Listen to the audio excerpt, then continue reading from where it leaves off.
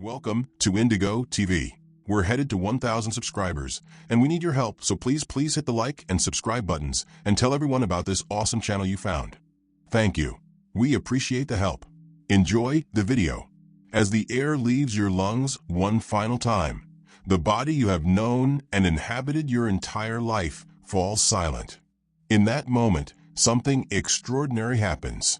The world does not plunge into darkness. Consciousness does not simply vanish. Instead, you begin to feel a strange lightness, as if the weight of existence itself is being lifted away.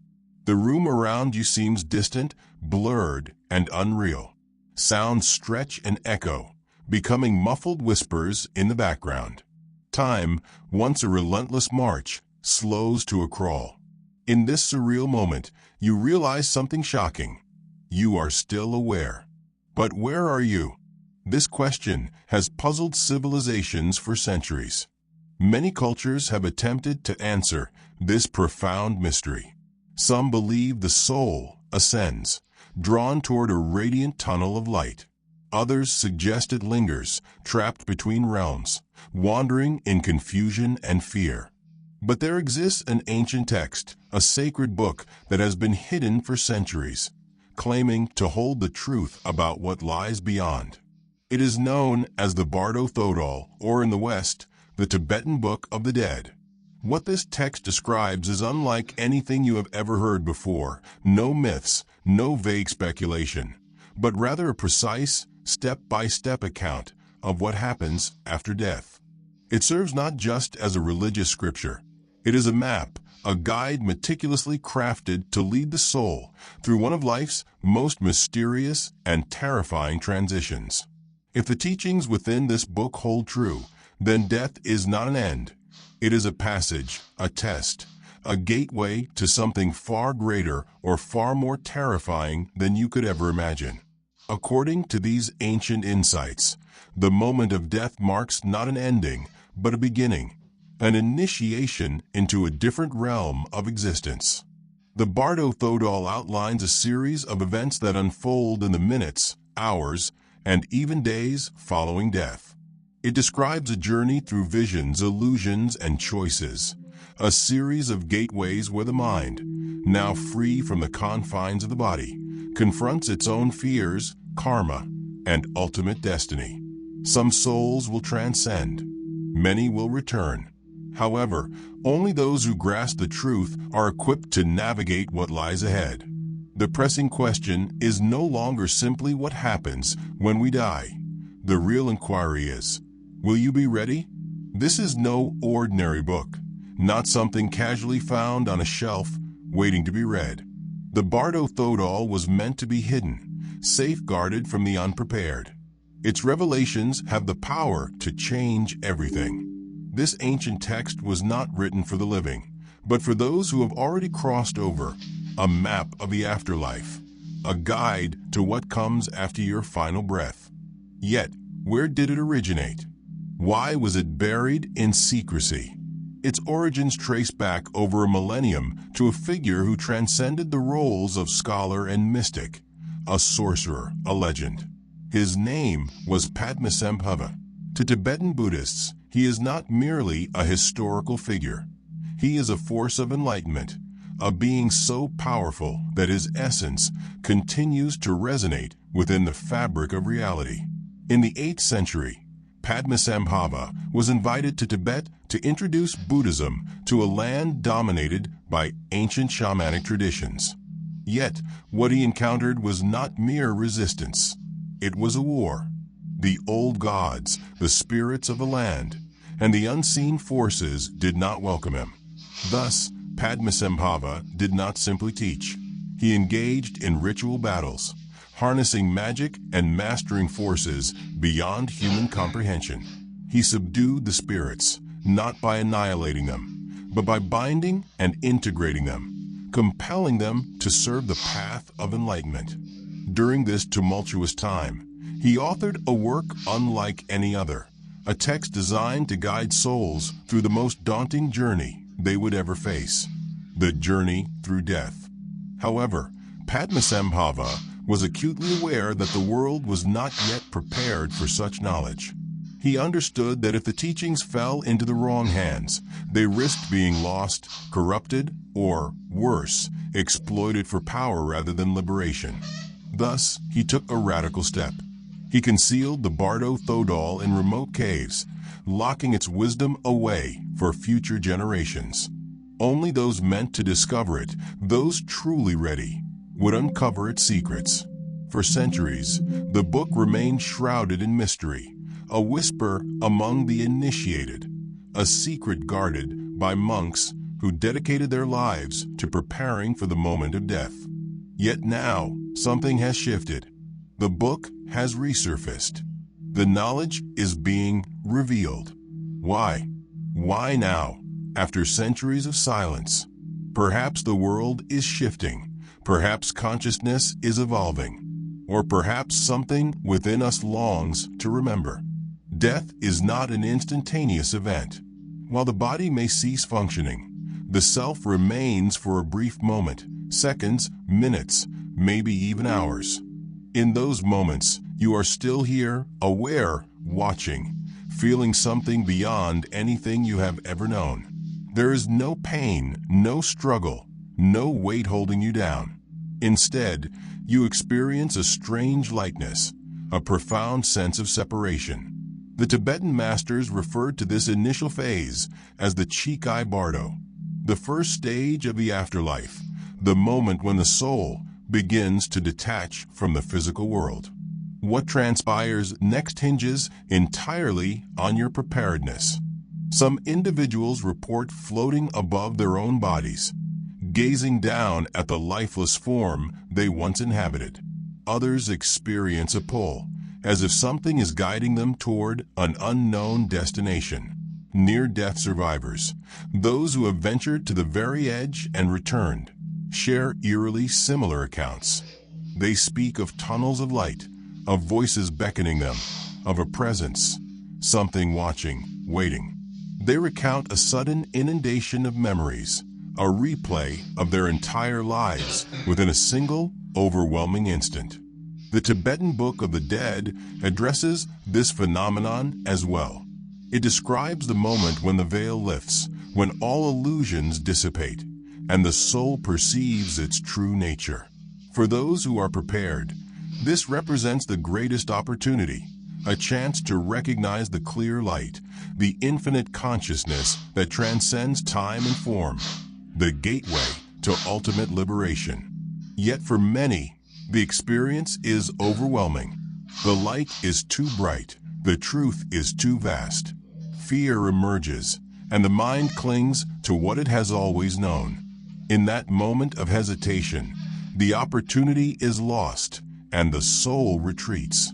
What follows next is often unpredictable. Some souls find themselves drifting, lost in familiar places, unable to accept the reality of their death. Others enter visions of beauty and peace, believing they have reached paradise, only to later realize it was merely another illusion. Conversely, some step into far darker realms. The Tibetan masters warned against this, that if the soul fails to recognize the truth in those initial moments, if it does not release its fear and attachment, it will enter a realm entirely shaped by its own mind, a world where thoughts manifest, where fears take form, and where the subsequent experiences are dictated by the deepest, most hidden aspects of the soul. Some souls never cross over, not because they cannot, but because they will not. In those first moments after death, the soul confronts a threshold, a doorway between worlds. Yet not everyone steps through. Some hesitate, some resist, others turn back, clinging to the life they have just left behind, unable to accept what has already transpired. Consequently, they remain trapped, not in hell, not in heaven, but in the liminal space between. The Tibetan masters spoke of this phenomenon. They called it the gray realm, the state of wandering and confusion. A soul that does not recognize its own death becomes ensnared in its own illusions. It lingers in familiar spaces, wandering among the living, unseen and unheard. Some souls do not even realize they are dead. They feel the pull of the afterlife, yet resist it, fueled by fear, by unresolved desires, by the weight of what they could not relinquish in life. Fear is the first chain. The moment of death is overwhelming. The loss of the body, the disintegration of reality. It is too much for an unprepared mind to confront. Instead of surrendering, they resist. Instead of letting go, they fight to cling to what no longer exists. And in doing so, they become stuck. Attachment forms the second chain. Some souls cannot depart because they are unable to part with what they left behind. Loved ones, possessions, regrets, unfinished business. They stay near the living, trying to interact, attempting to alter circumstances beyond their control. Yet the living cannot hear them. They call out, they reach out, but their voices are swallowed by silence, and so they linger. Then there is karma, the energy of everything unresolved, the weight of actions taken and actions avoided. For some, this weight pulls them downward toward lower realms and vibrations, a world shaped by the darkness they carried in life. For others, it keeps them wandering, looping through memories, reliving moments repeatedly, trapped not by an external force, but by their own minds. The truth is, the afterlife is not a singular location. It is not a final destination. It is a reflection, a projection of what the soul carries within. For those filled with peace, the journey is effortless. For those filled with fear, the journey becomes a prison. This is why the Tibetan masters dedicated their lives to preparing for death. What unfolds on the other side is not determined by fate. It is dictated by the state of mind you carry with you. Once you cross that threshold, time ceases to exist. At the moment of death, a radiant light appears, a light brighter than the sun, vast and infinite, not outside you, but emanating from within. For a brief moment, the soul is liberated, free from the body, free from the constraints of time, identity, and everything it once perceived as real. In this moment, there exists an opportunity, a doorway, a chance to transcend the cycle of birth and death, to dissolve into the clear light, the highest state of consciousness, the pure essence of existence itself. The Tibetan Book of the Dead describes this as the singularly most significant moment in the afterlife, a moment that shapes everything. Yet most never make it through. When the light appears, they fail to recognize it. They hesitate, they turn away, they cling to the familiar, and in doing so, they forfeit their opportunity for liberation. This is the first test, and most souls fail. The clear light represents the ultimate truth, the source from which all things arise, the state beyond fear, suffering, and illusion. But to an unprepared mind, it feels overwhelming. It appears too vast, too powerful. Instead of embracing it, the soul recoils, searching for something recognizable. A body, a memory, a sensation that recalls life. The moment it does, the light dissipates. The Tibetan masters understood this. This is why they trained for death, because the mind clings to familiarity. If in life it never explored the depths of silence, never ventured beyond form or self, then in death it will instinctively do what it has always done. It will flee from the unknown. It will turn away from the light. And that is where the descent begins. Once the clear light fades, what follows is a reality crafted by the mind itself, a realm of visions, illusions, and karma unfolding in forms beyond comprehension. Some will encounter beauty, others will face nightmares, but few will find their way back to the light. And so, the question is not merely what occurs at death.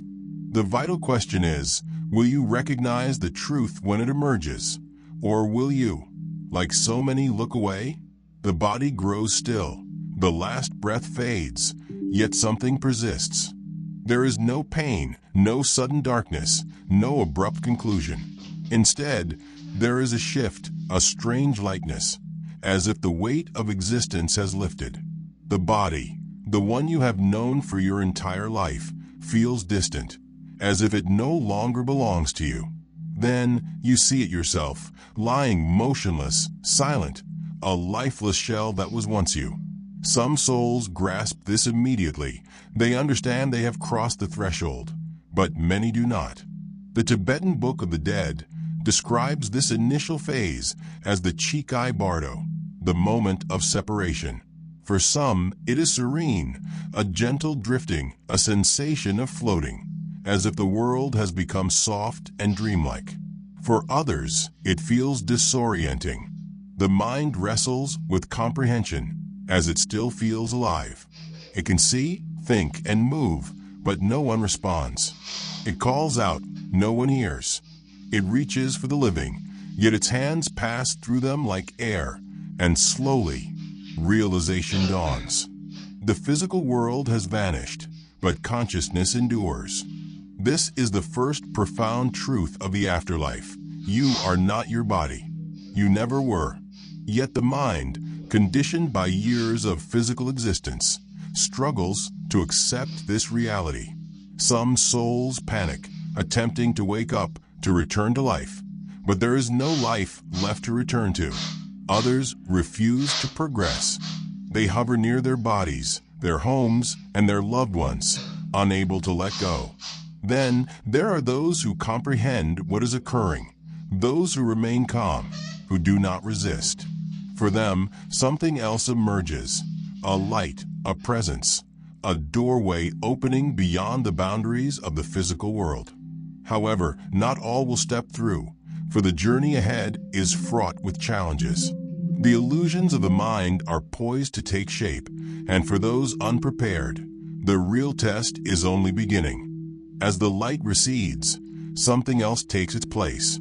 The physical world is gone. The body, breath, and heartbeat have been left behind like a dream that has ended. Now a new realm materializes, a world of visions. Some souls find themselves in spaces of indescribable beauty. Golden temples, vast celestial landscapes, figures of light extending warmth and peace. Others encounter something far more daunting, a realm of shifting shadows, monstrous beings, and terrifying shapes that twist and distort, watching, waiting. Some experience tranquility, others feel dread. But here is the truth that goes unspoken. None of it is real, not in the way you might think. This is the Chönyid Bardo, the second stage of the afterlife, a world not constructed by the universe, but by the mind itself. Everything in this realm is a projection, a reflection of the deepest layers of the soul. Those who lived in love, peace, and wisdom perceive paradise. Those who dwelled in fear, guilt, and anger confront their demons. Yet, both are illusions because in this realm, thought becomes form. The Tibetan masters cautioned against this. They understood that the afterlife is not a domain of judgment, but a mirror. You do not face gods or demons. You confront yourself, the serene figures. The divine beings reflect your highest self, while the terrifying monsters and tumultuous forces embody the fears you never addressed in life. But here lies the secret. Neither can harm you unless you permit them to. The moment you react, the moment you flee, the moment you resist, the moment you attempt to escape, you become ensnared in the illusion. The deeper you plunge into it, the more challenging it becomes to awaken. Seeing is the only path to freedom. Breathe in, breathe out once more. Slower this time, deeper. Feel the air fill your lungs. Feel it leave. Now, envision that you stop, not from fear, not from force, but by choice. Everything stills, the breath, the mind, the body. In that stillness, something shifts. This is the secret the Tibetan monks understood, that breath serves as the bridge between life and death. By mastering it, by controlling it, you can transcend the body, before death ever arrives. They referred to it as Tummo Pranayama, vase breathing, different names, yet the same purpose: to bring the body to the brink, to slow the heart, to quiet the mind, to imitate the state of death while still alive. Not to induce fear, but to dissolve it. Because when the breath halts, the body assumes it is dying, yet the mind remains. If it is prepared, if it does not panic, if it does not resist, it will awaken. It will realize that it is not confined to form, that it exists beyond the limitations of flesh, that it is something vast, something infinite. This is why monks engage in breath work for hours, holding, releasing, holding again. They push their bodies beyond what seems possible, not to demonstrate strength, but to learn surrender, to experience death before it arrives, to confront it without fear. Those who can stop breathing and remain still, who can face that moment and not recoil, will not struggle when the real test occurs. They will not gasp for life. They will not be pulled back by panic. They will simply step through, calm, aware, ready, because they have already traversed that path before. Death is not meant to be sudden, not in the way we often perceive it, not something to dread, not something to avoid until the final moment. It is meant to be prepared for, confronted, met with awareness. The Tibetan masters recognized this. For them, dying was not an accident. It was an art, a transition that could be navigated with clarity, control, and purpose. They established rituals, not for the dead, but for the dying, for those who wish to depart this world fully conscious, fully awake. One of the most sacred of these was FOA, the practice of transference, a technique so powerful, so precise, that it purportedly enabled a person to exit the body at will. No suffering, no fear, just illness, and then release. The process begins with focus, a visualization of light, pure, radiant, infinite. Rising through the crown of the head, the breath slows, the body weakens. As the final moments approach, the mind does something most cannot. It does not cling. It does not grasp for life. It simply lets go. And in that surrender, something remarkable occurs. The soul rises like mist leaving the ocean, like a flame released from the wick. It does not drift in confusion. It does not linger in fear. It moves directly toward the light. FOA was not the only ritual.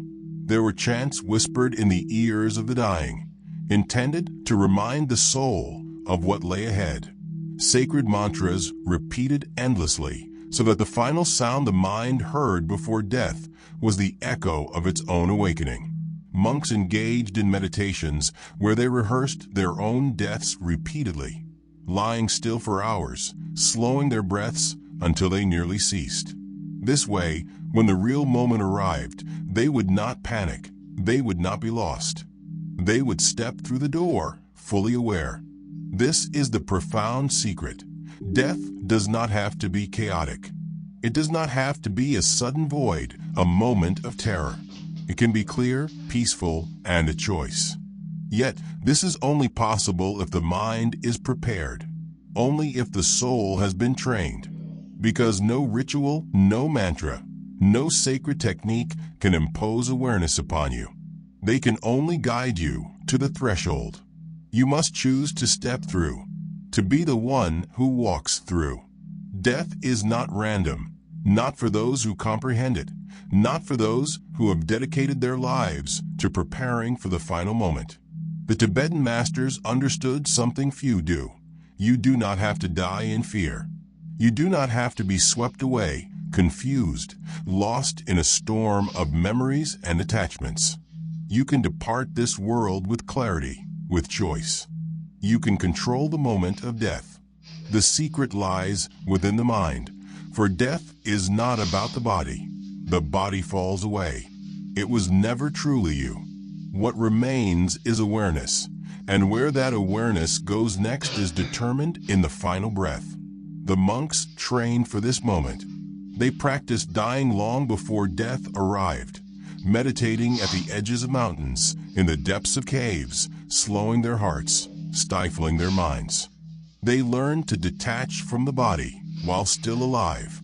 If you can detach in life, you can detach in death. And if you can detach in death, you are free. Some monks were said to choose their final moment, to sit in meditation, eyes half closed, breath slowing, as if preparing for sleep. Then, without struggle, without hesitation, they simply departed. No suffering, no confusion, just a final exhale and the awareness rising beyond the body. They called it Samadhi death, the moment of conscious departure, of perfect transition. For them, death was not an end. It was a passage, a doorway. Those who stepped through with awareness were not pulled back, not ensnared in illusion, not caught in fear. They did not wander. They did not return. They simply dissolved into light, into the vastness beyond form. Thus, the question is not whether death will come. It will. The question is, will you be ready? Nothing is forgotten. Not a thought, not a word, not a single action. Everything leaves a mark. Everything returns. This is karma, not as punishment, not as reward, but as balance. The energy you create is the energy you will encounter once more. In the afterlife, there is no escaping it, for karma is not something dispensed by a deity. It is not a set of rules. It is the very essence of reality, the current that carries the soul from one life to the next. In death, when the body is gone, when there is nothing left to conceal, the truth of your existence is revealed. Everything you did, everything you thought, every choice, every intention, it is all there, shaping what comes next. The Bardo Thodol elucidates this with striking clarity. If a soul has lived in love, wisdom, and selflessness, it moves toward light, toward liberation.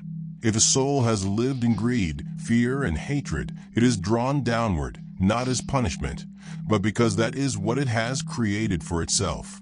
Some feel the weight immediately, the regrets, the pain they caused, the things left undone. They beg for another chance. And karma answers, not with mercy, not with cruelty, but with the next life, a new body, a new beginning, an opportunity to confront what was left unresolved. However, there is another path, one that only a few ever tread, to leave it all behind, to break the cycle. Because karma is not just what pulls you back into life. It is also what binds you to the illusion of self. Those who truly comprehend this, who see beyond it, are no longer governed by it. They do not cling to the good. They do not resist the bad. They simply let go. In that moment, karma dissolves. There is no past, no future, no rebirth, only awareness, only freedom. Thus, the question becomes not what karma will bring you. The question is, will you rise above it? Most souls do not escape. They do not transcend. They do not dissolve into light or move beyond the cycle. They return lifetime after lifetime, body after body, not because they are compelled to, but because they do not recognize they have a choice.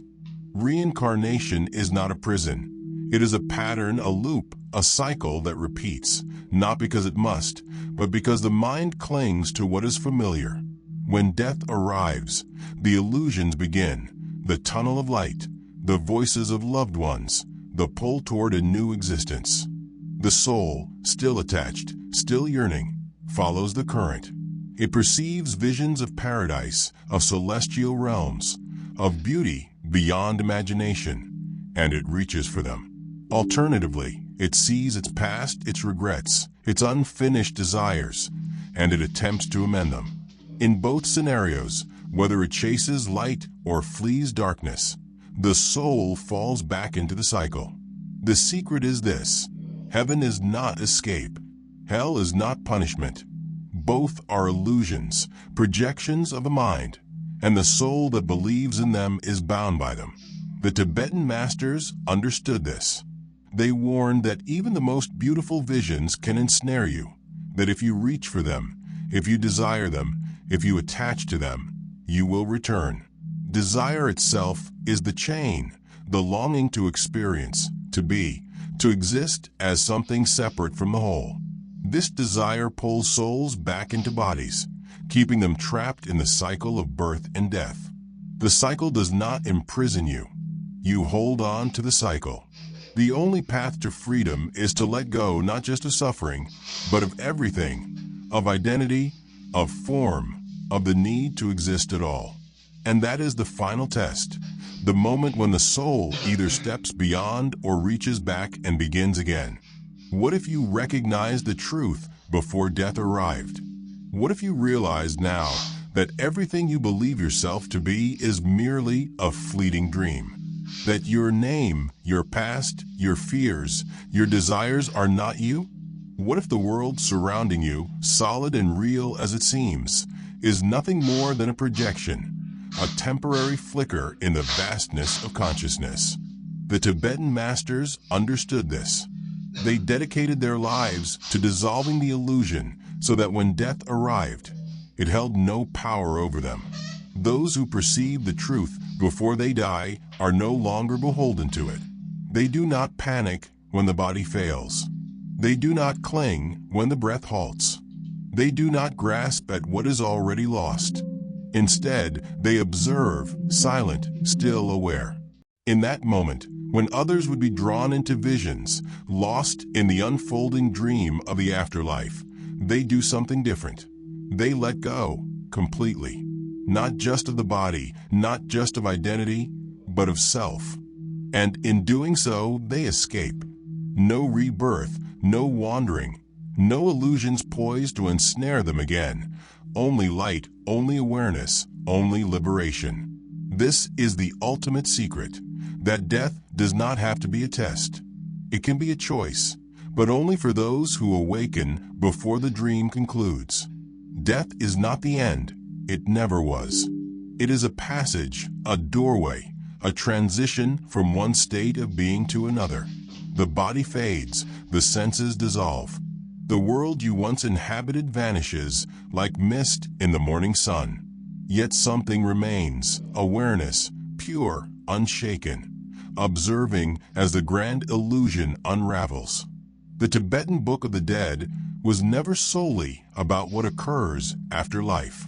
It serves as a guide, a reminder that everything you fear about death is a misunderstanding, that the terror of the unknown, the clinging to existence, the desperate grasp for solidity is what keeps you confined. For nothing real is lost.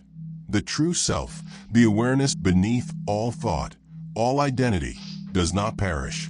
It transitions, it transforms, it steps beyond what was once familiar and into something greater. Few ever realize this because few are prepared to relinquish their attachments. They perceive death as an ending, a void, a darkness. In that belief, they render it real. But the monks knew they did not resist when death arrived. They did not struggle to cling to a world that was already slipping away. Instead, they advanced, calm, aware, knowing that death is not the loss of self, but the loss of illusion. Those who grasp this, who view death not as something to dread, but as a return to their true nature, are free. The final teaching is simple. Death is not the end. It is merely the beginning. Beyond the Bardos, beyond the illusions, beyond the final breath, what remains?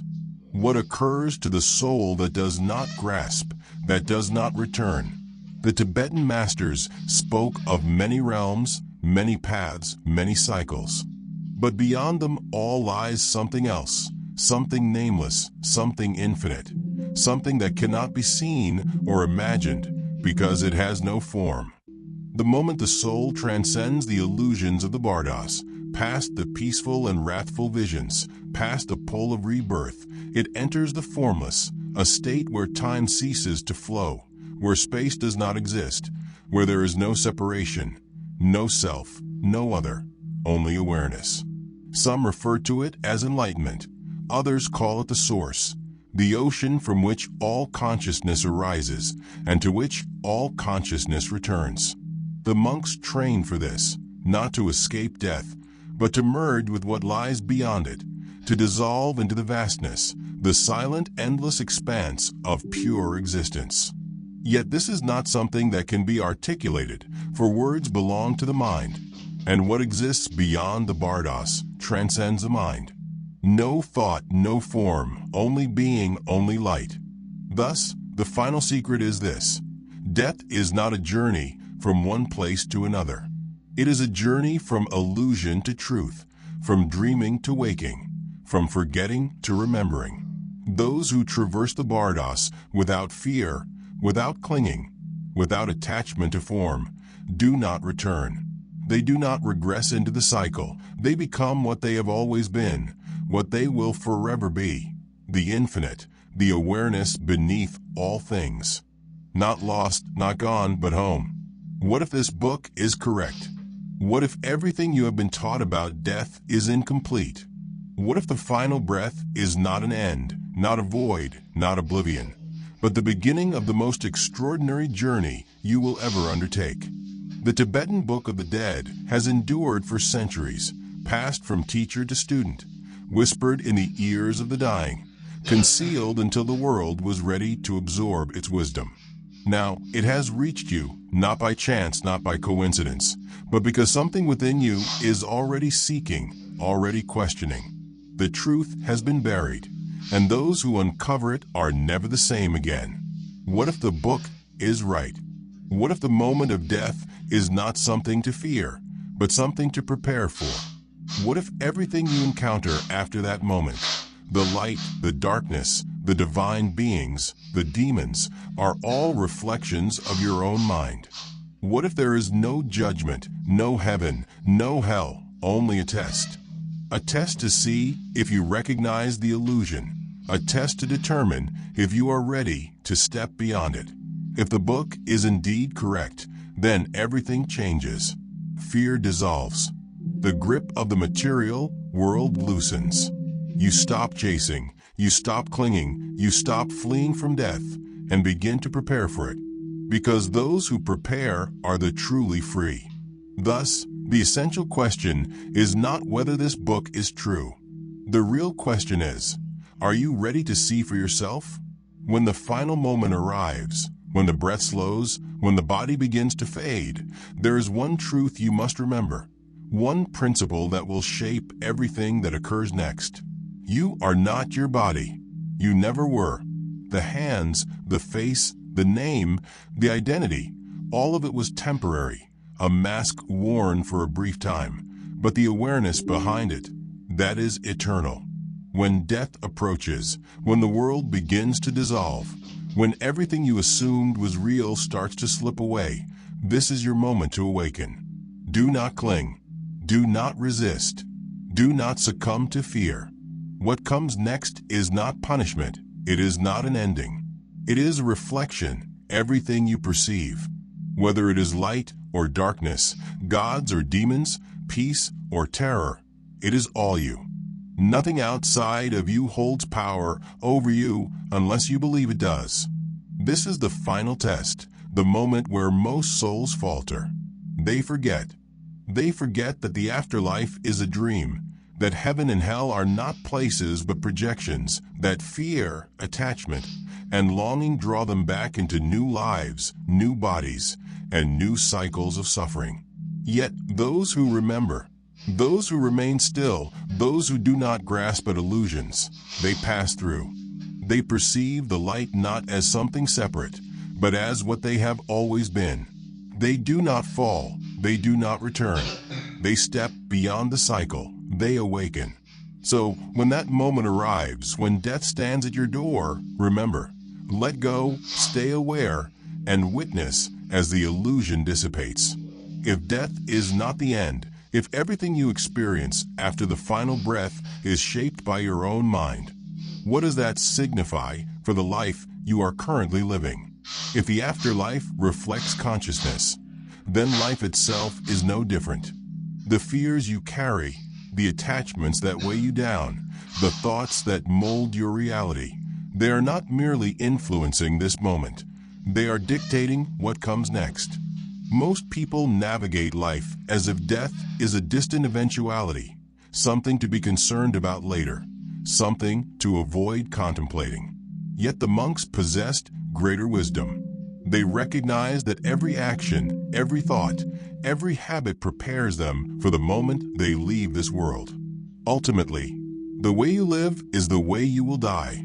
A life spent engulfed in fear will lead to a death filled with dread.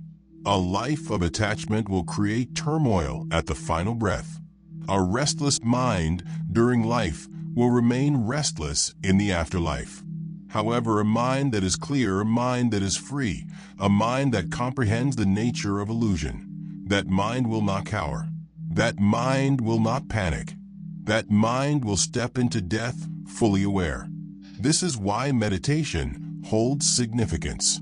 This is why detachment is taught, not to remove you from life, not to strip you of emotion, but to prepare you for the moment when everything you believe to be real begins to crumble.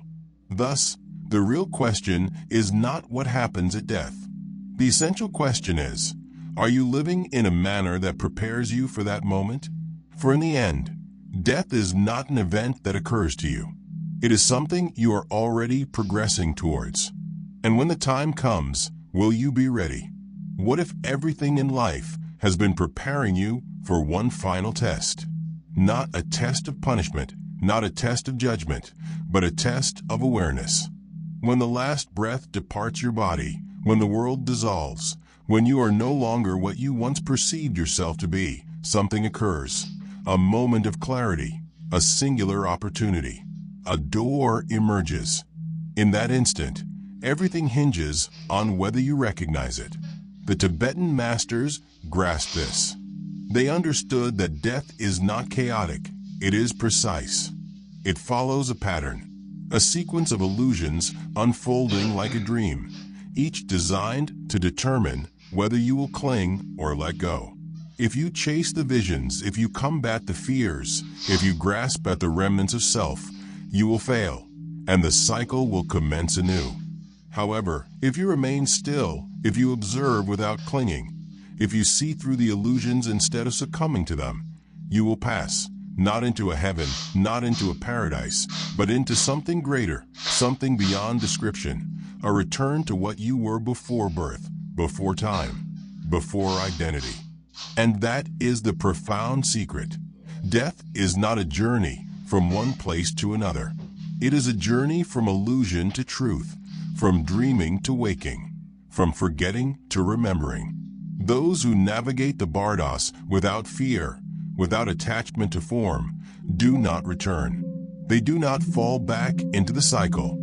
They become what they have always been, what they will always be, the infinite, the awareness beneath all things. Not lost, not gone, but home. What if this book is indeed true? What if everything you have been told about death is merely a fraction of the truth? What if the final breath is not an end, not a void, not oblivion, but rather the inception of your greatest journey? The Tibetan Book of the Dead has survived for centuries, passed from teacher to student, whispered in the ears of the dying, hidden away until the world was ready to embrace it. Now it has come to you, not by chance, not by coincidence, but because something deep within you is already seeking, already questioning. The truth has been buried, and those who uncover it are forever changed. What if the book is right? What if the moment of death is not something to fear, but something to prepare for? What if everything you encounter after that moment, the light, the darkness, the gods, the demons, are all reflections of your own mind? What if there is no judgment, no heaven, no hell, only a test? A test to see if you recognize the illusion, a test to see if you are ready to step beyond it. If the book is right, then everything transforms. Fear dissolves. The material world's grip weakens. You cease chasing, you stop clinging, you stop fleeing from death, and begin to prepare for it. Because those who prepare are genuinely free. Thus, The essential question is not whether this book is true. The real inquiry is, are you ready to see for yourself? When the final moment approaches, when the breath slows, when the body begins to fade, one truth remains, one principle that will shape everything that unfolds next. You are not your body. You never were. The hands, the face, the name, the identity, all of it is temporary, a mask worn for a fleeting time, but the awareness behind it, that is eternal. When death arrives, when the world begins to dissolve, when everything you thought was real starts to slip away, this is your moment to awaken. Do not cling. Do not resist. Do not surrender to fear. What comes next is not punishment. It is not an ending. It is a reflection, everything you perceive. Whether it is light or darkness, gods or demons, peace or terror, it is all you. Nothing outside of you possesses power over you unless you allow it. This is the final test, the moment where most souls falter. They forget. They forget that the afterlife is a dream, that heaven and hell are not places but projections, that fear, attachment, and longing draw them back into new lives, new bodies, and new cycles of suffering. Yet those who remember, those who remain still, those who do not grasp at illusions, they pass through. They perceive the light not as something separate, but as what they have always been. They do not fall. They do not return. They step beyond the cycle. They awaken. So, when that moment arrives, when death stands at your door, remember, let go.